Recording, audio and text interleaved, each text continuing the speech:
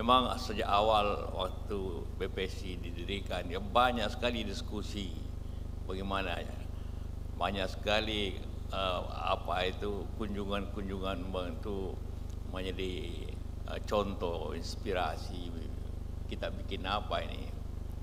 Walaupun memang asuransi juga punya risiko, begitu banyak asuransi Indonesia yang gulung tikar dan mempunyai masalah. Tapi karena itu selalu ini harus, kapal ini harus hati-hati terus, sedikit salah. Nah, dan akibatnya yang tenang juga rumah sakit. Karena itu sekarang rumah sakit menjadi bukan lagi usaha sosial, sudah industri sekarang rumah sakit, bisnis. Kenapa hampir banyak konglomerat punya rumah sakit?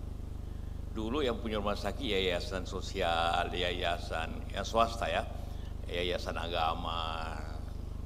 Sekarang justru menjadi industri. Kenapa? Saya tanya sama mereka, bilang ada kepastian. Ada kepastian pasien dan ada kepastian bayarnya. Jadi perusahaan itu tidak lagi repot untuk menjaga, menagih, minta uang muka dan sebagainya kalau terjadi masalah. Nah, itu tentu yang kita merasa senang dengan ajaknya hal tersebut. Walaupun sebenarnya BPJS itu mitranya rumah sakit, tapi kepentingannya berbeda, bertentangan kepentingannya sebenarnya antara BPJS dengan rumah sakit. Rumah sakit mengharapkan tiap hari banyak pasien. Jadi saya juga ada ketua yayasan rumah sakit. Rasanya tidak enak sebenarnya. Tiap kita datang, berapa pasien hari ini? Seakan-akan mengharap, kalau kurang, kenapa kurang? Seakan mengharapkan banyak orang sakit, kan? Sebaliknya, BPJS tentu mengharap makin kurang orang ke rumah sakit, supaya bayarnya tidak banyak. Jadi bertentangan itu, bekerja sama sambil bertentangan tujuan sebenarnya. Bahwa satu minta banyak pasien, harapannya satu minta, walaupun saya pernah mengatakan dalam pertemuan, negara atau kota yang baik. Waktu itu saya meresmikan rumah sakit di suatu kota di Jawa Timur. Kota yang baik itu kalau rumah sakitnya lengang, artinya penduduknya sehat, tentu mungkin udaranya baik atau tidak kotor, bersih kota itu. Jadi jangan bangga kalau rumah sakit penuh. Nah, itu bahaya negeri itu, hati-hati wali kotanya. Anda salah, pasti ada kesalahan kalau rumah sakit penuh. Nah, jadi, karena itu saya kira BPJS itu bukan hanya asyik untuk membayar itu. Pertama, bagaimana orang tidak ke rumah sakit? Jadi harus justru mensponsori upaya-upaya preventif.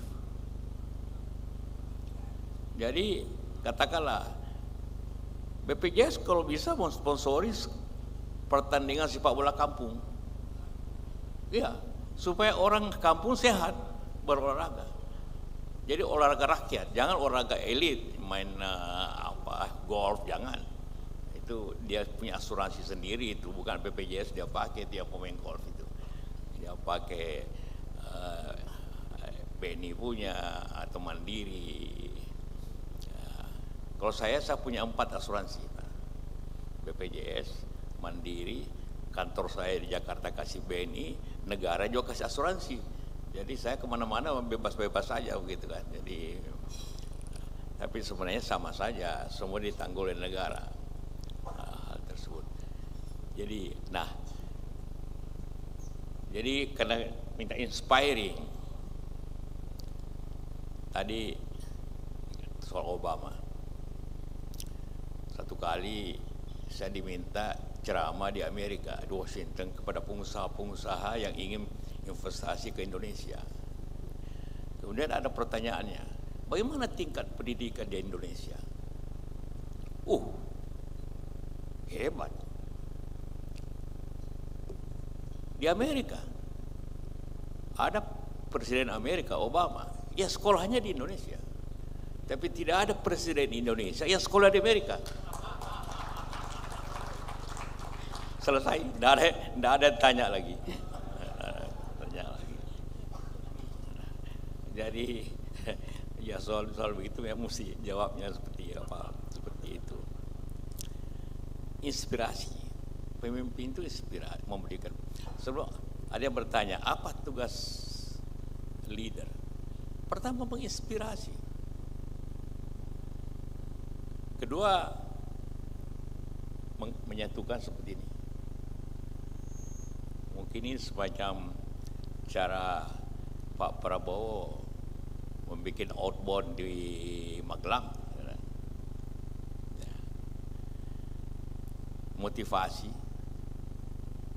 Motivasi bukan hanya gaji, tapi kebahagiaan, kesenangan, dan tentu dan eksekusi. Kalau disingkatkan sederhana,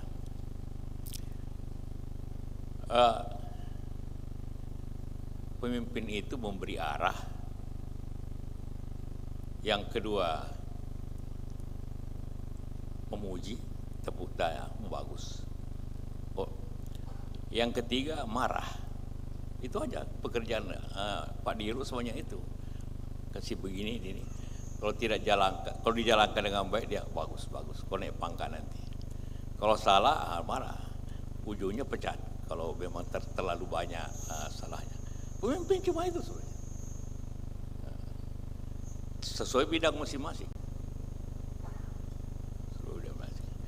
Walaupun pemimpin itu juga mempunyai banyak inspirasi tergantung kondisinya. Pemimpin negara bangsa Bung Karno, inspirasinya ialah memerdekakan bangsa ini. Itu dulu. Kalau Pak Harto, inspirasinya mensejahterakan rakyat ini karena sudah merdeka. Juga begitu selanjutnya. Karena itulah maka inspirasi itu yang sangat penting. Inspirasi itu sama dengan tujuan sebenarnya. Bagaimana? Karena itu pemimpin itu tidak lepas daripada pengambilan keputusan. Nah, pengambilan keputusan ini sebenarnya saya jarang pakai ini. Cuma tadi ada pidato saya dikasih begini. Saya kira tidak usah aja lah. Ya. Saya lebih enak bebas bicara. Ya, sudah.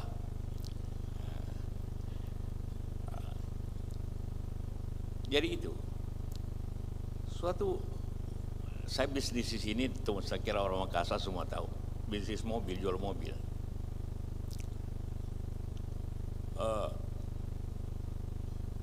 Suatu waktu awal-awal jual mobil itu, saya jarang di kantor. Direktur saya nanya, Bapak ini kita jual mobil, Pak jarang masuk kantor.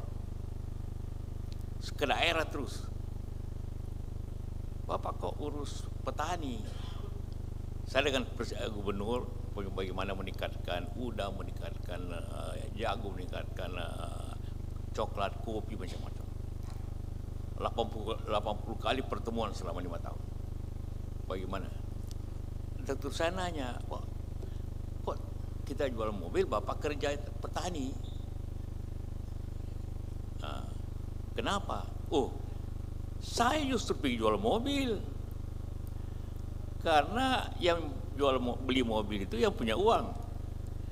Kalau rakyat tidak punya uang, bagaimana mobil bisa laku? Jadi saya berusaha untuk mesejahterakan orang dengan pemerintah, dari gubernur, saya ketua kadin. Jadi itu inspirasi. Sama dengan tadi saya ucapkan selamat bahwa BPJS sangat cepat mencapai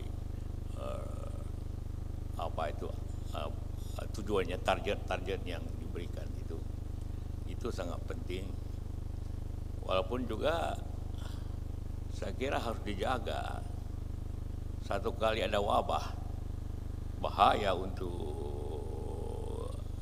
jadi bagaimana, ya sekali lagi, kalau BPJS inspirasinya ialah bagaimana tujuannya mencegah banyak penyakit. bukan diukur bagaimana banyak orang di dokter. Makin banyak orang ke rumah sakit, makin nanti bahaya ke depannya.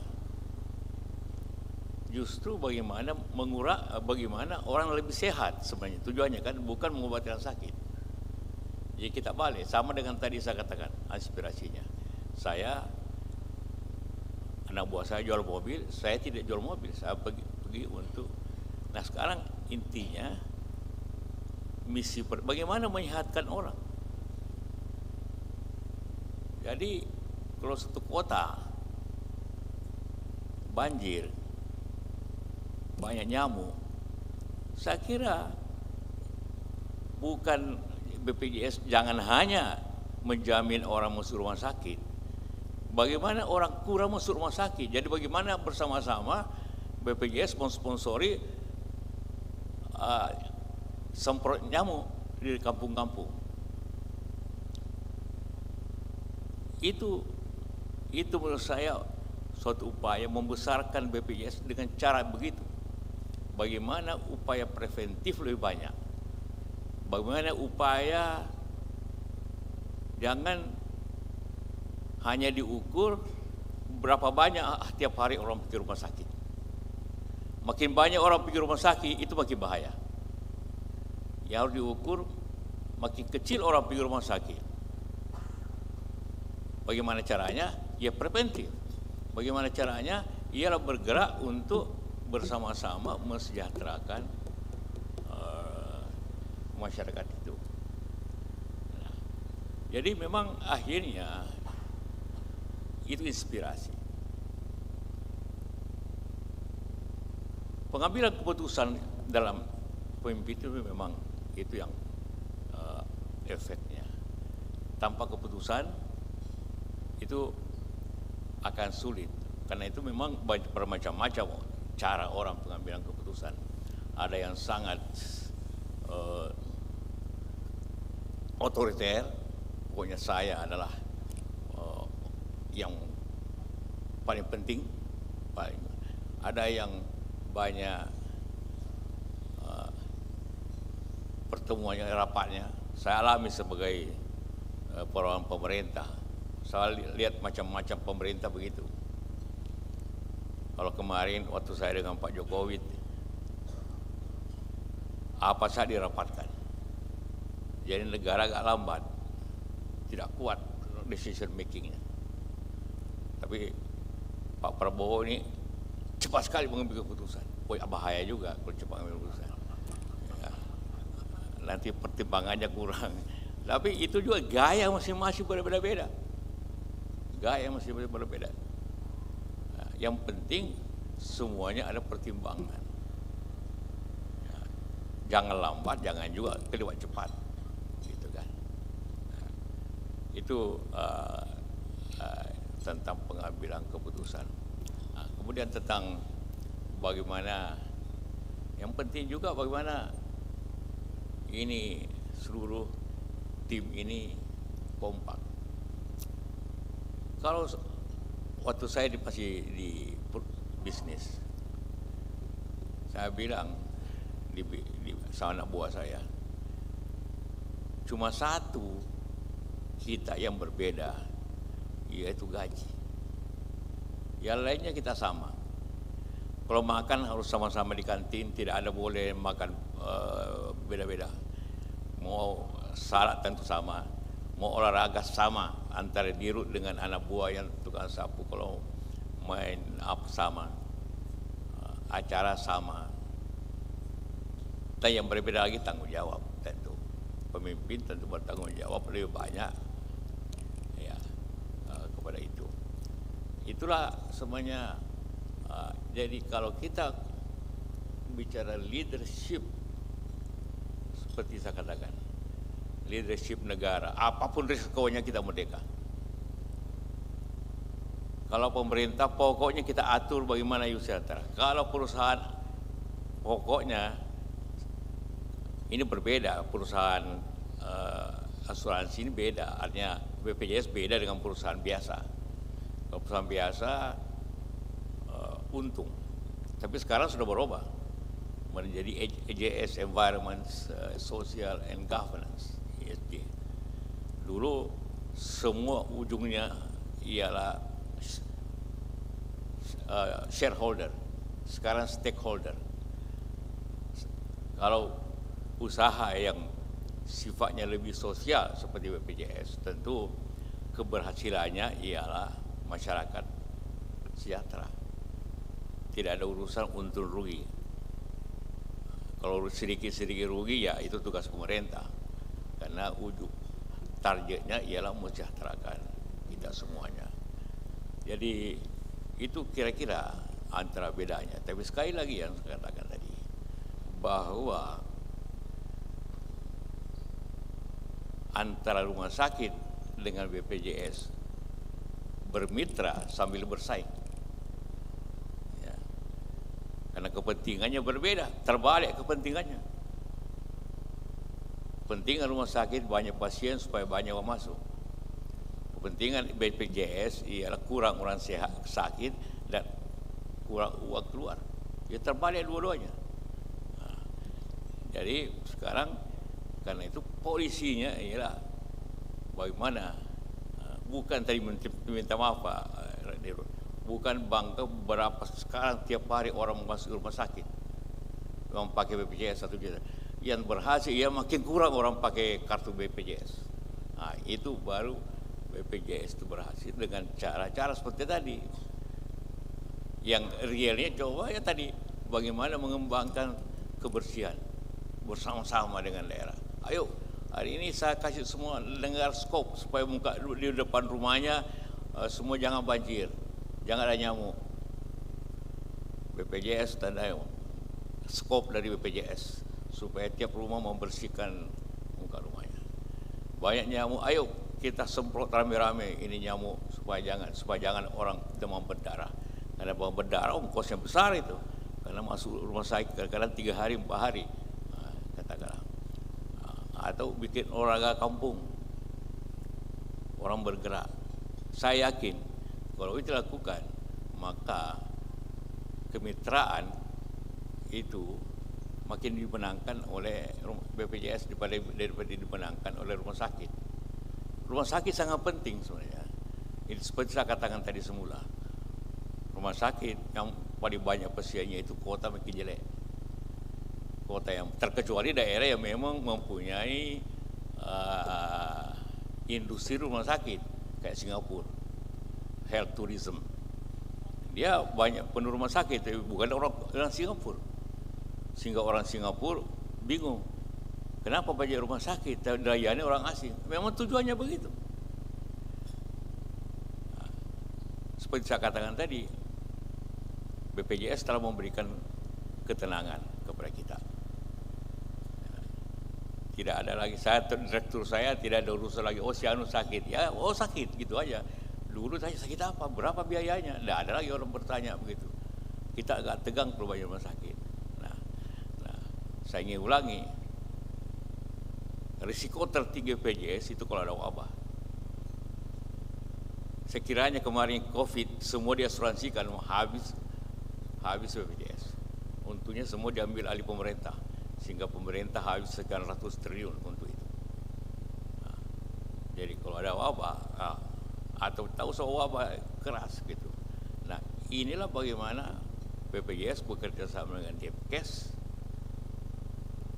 untuk mengerjakan itu.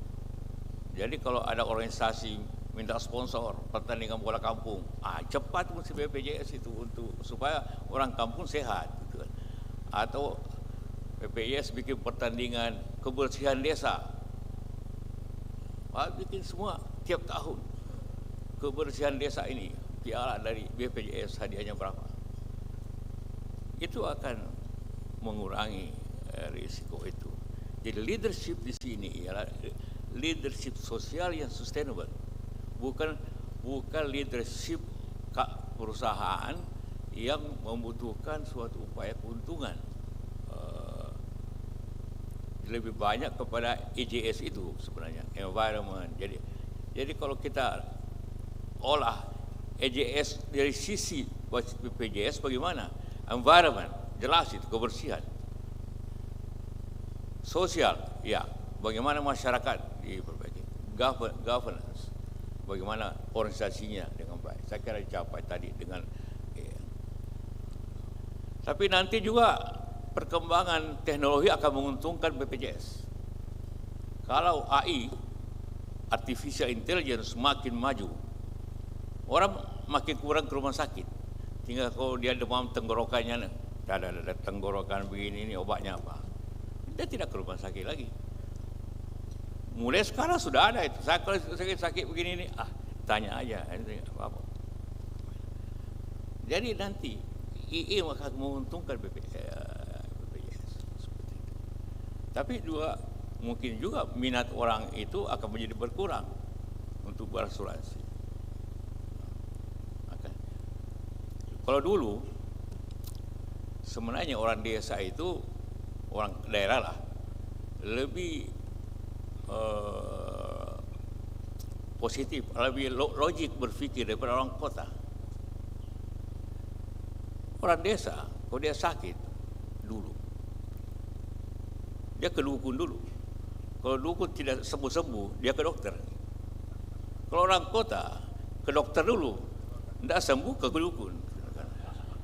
Siapa yang lebih logis? Lebih logis orang desa. Nah sekarang, karena semua ada BPJS, kalau sakit, puskesmas, rumah sakit. Dukun sudah kehilangan banyak pekerjaan sekarang ini. Dukun tukang pijit atau tukang patah tulang sudah mulai berkurang kerjanya sekarang. Terkecuali kalau dokter tidak sembuh-sembuh, baru orang ke tukang patah tulang. Sekarang semuanya ke ortopedik.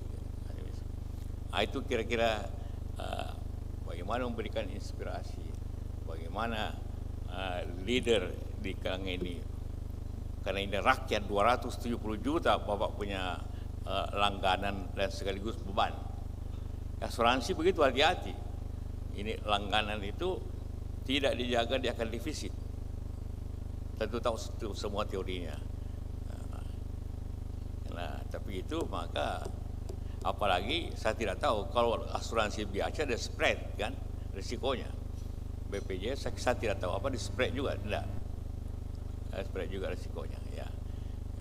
Itu jadi itu intinya. Jadi saya kira mudah-mudahan tadi dengan inspirasi yang selalu timbul. Karena itu kenapa Jepang maju, Cina maju. Di Jepang, perusahaan Jepang tiap tahun kalau pegawainya 1000 diminta memberikan usul apa perbaikan apa harus dibuat. Siapa yang usulnya dipakai itu mendapat penghargaan. Itu artinya inspirasi, semuanya harus mempunyai inspirasi sesuai pengalamannya ada. Seperti itu. Dan juga kedua saya kira juga BPJS harus bukan hanya mengawasi rumah sakit, tapi mungkin ada tim yang membimbing manajemen rumah sakit supaya lebih efisien, lebih cepat inspirasinya. Dan mungkin ada, ya saya tahu sudah BPJS punya standar-standar, tapi bagaimana bukan hanya mengawasi, tapi memberikan inspirasi, memberikan pengalaman. Jadi bisa ada konsultannya untuk bagaimana orang mengatur rumah sakit yang baik. Karena gejala sekarang ini rumah sakit sudah konglomerasi.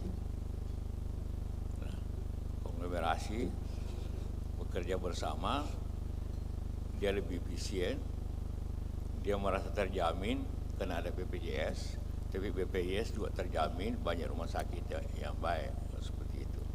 Tapi itu sekali lagi kepentingannya berbeda. Satu ingin banyak pasiennya, Bapak ingin banyak, agak kurang orang sakit. Bagaimana mengkombinasikan dua kepentingan yang berbeda ini, walaupun dia jadi mitra, sehingga semuanya berjalan dengan baik. Terima kasih sebagai penuturan seperti itu. Assalamualaikum warahmatullahi wabarakatuh.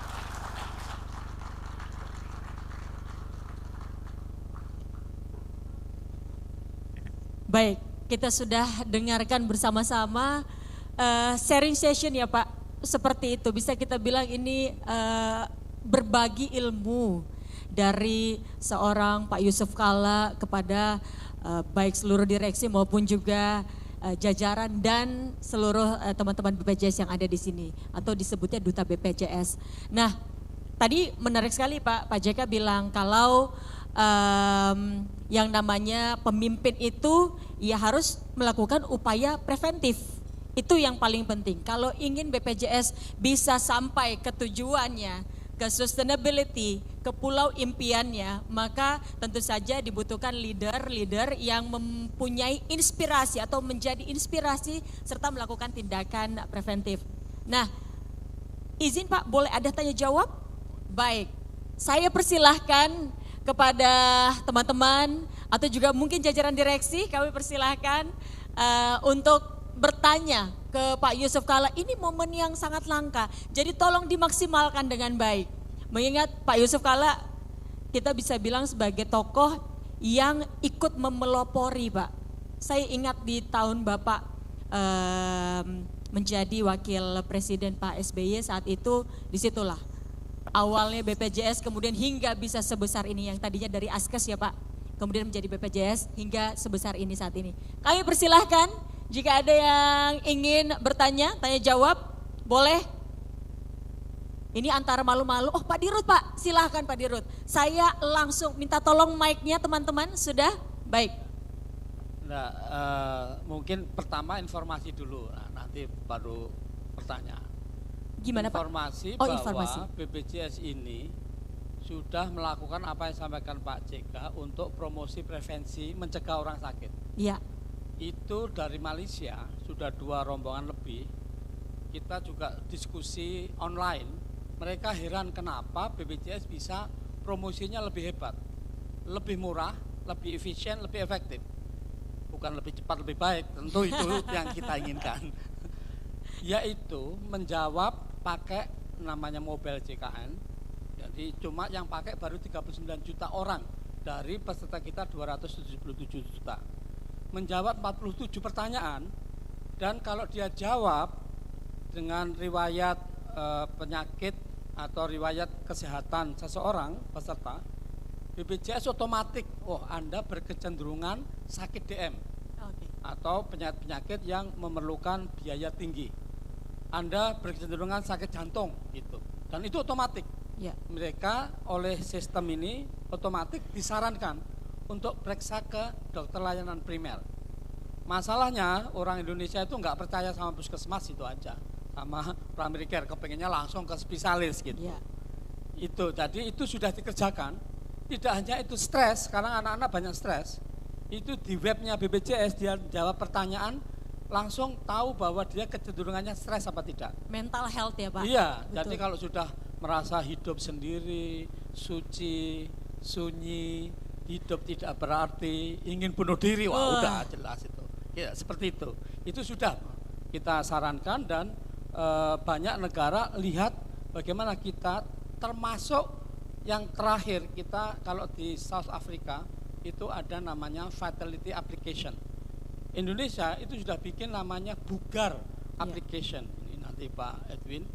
Kita melangkah, kita bergerak, itu berapa langkah itu berapa energi, berapa kalori, itu dicatat semua. Jantungnya, beat rate-nya berapa, ya, detak jantung segala macam, itu semua ada. Ini canggih, cuman banyak orang belum tahu aja. Ya gitu. Jadi, sosialisasi berarti ya Pak yang dibutuhkan. Sudah berbagai macam sosialisasi. Nanti kalau Mbak Putri Firza mau sarankan, kita mau mikir, BPJS sudah ngerjain.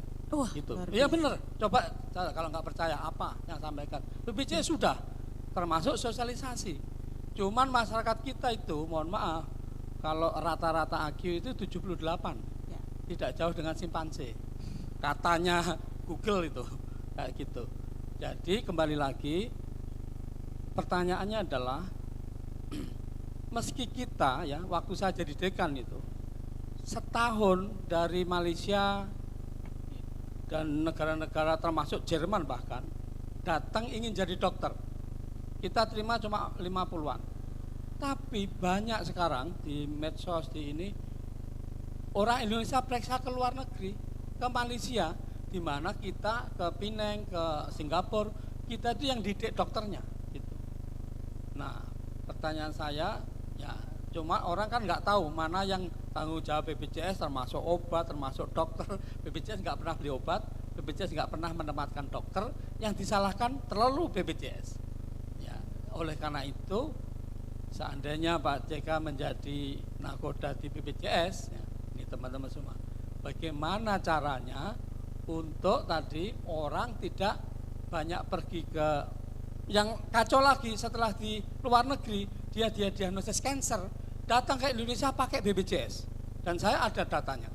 Kalau usul saya termasuk ini untuk rokok, yang merokok nggak usah dikasih PBI, kalau dikasih dikit aja, biar pembelajaran dia tahu ya, menjaga kesehatan itu penting gitu. Tidak hanya dia merokok merusak kesehatannya, sakit BPJS yang jamin gitu.